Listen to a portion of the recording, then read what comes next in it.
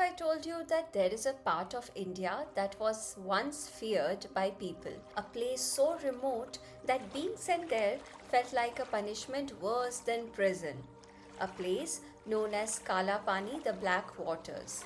But today, the same islands are famous for turquoise beaches, coral reefs, rare wildlife, and sunset that looks unreal. A land of history, mystery, and breathtaking beauty. This is Andaman and Nicobar Islands. Far away from mainland India, in the middle of Bay of Bengal, lies a chain of islands that feels completely different from rest of the country. Interestingly, these islands are actually closer to Southeast Asia than to mainland India. They sit between Myanmar and Indonesia, making them strategically important for India. The capital, once called Port Blair, is now officially known as Sri Vijayapuram, a name that reflects India's maritime history and spirit of independence. But long before modern settlements arrived, these islands were home to some of the world's oldest indigenous communities, including the Great Andamanis, Jarva, and Sentinelese. Some of them still live in near complete isolation from the outside world. For centuries, these islands remained distant and largely untouched. Then, in 1789, the British East India Company recognized their strategic importance. Captain Blair established a naval base and penal settlement on Chatham Island, but the harsh condition, diseases, and high death rate forced the British to abandon it. Nearly 70 years later, after the revolt of 1857, the British returned with a much darker purpose. They needed a remote place to exile Indian freedom fighters, far away from the mainland and surrounded by endless ocean. That is how the infamous Kala Pani penal colony was born.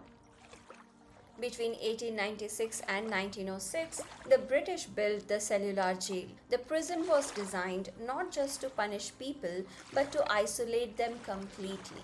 Many freedom fighters were imprisoned here under brutal conditions. During the Second World War, the islands entered another turbulent chapter. In 1942, Japanese forces occupied Andaman and Nicobar. Later, the islands were symbolically handed over to the Azad Hind government of Netaji Subhash Chandra Bose. In 1943, Netaji renamed them Shaheed and Swaraj Islands, symbol of sacrifice and freedom. After India gained independence in 1947, the islands became an integral part of the nation, and in 1956, they were officially declared a union territory. Spread across about 8,200 square kilometers, the Andaman and Nicobar Islands consist of more than 500 islands, islets, and rocky outcrops. The archipelago is divided into two groups, the Andaman Islands in the north and the Nicobar Islands in the south. These two groups are separated by the 10-degree channel. The Andamans are larger, more populated, and more connected with mainland India. The Nicobars are more isolated and lie closer to Southeast Asia. And hidden among these islands is something extraordinary, India's one and only active volcano, Barren Island. These volcanic islands created a world of life found nowhere else. The Andaman wood pigeon, the official bird of the island, survives only in these forests. And beneath the surrounding water lives the dugong, the official animal of Andaman and Nicobar, a gentle marine mammal. To protect this incredible biodiversity, large parts of the islands have been declared protected areas. One of the most famous is Mahatma Gandhi Marine National Park, which safeguards coral reefs, mangroves, sea turtles, and colorful reef fishes. Further south, the Great Nicobar Biosphere Reserve protects some of India's last remaining pristine tropical forest and rare species such as the Nicobar megapode. Life here moves differently. The population is small and diverse, with people from many parts of India living alongside indigenous communities. In some places, modern life is present.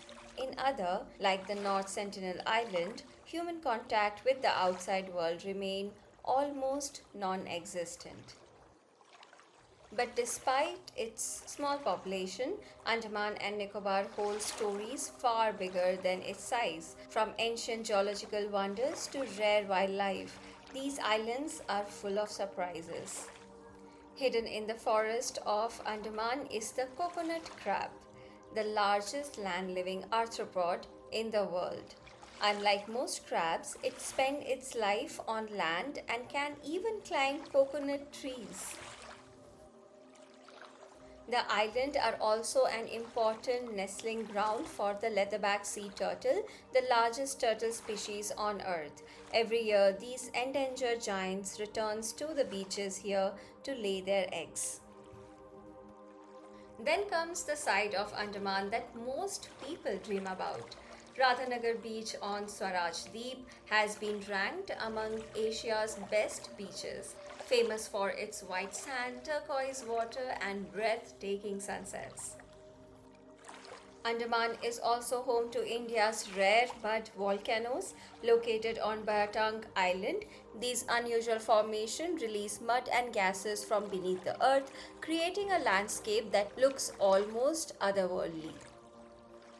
Perhaps the most mysterious place of all is North Sentinel Island. Protected by the Indian government, it remains completely off limits.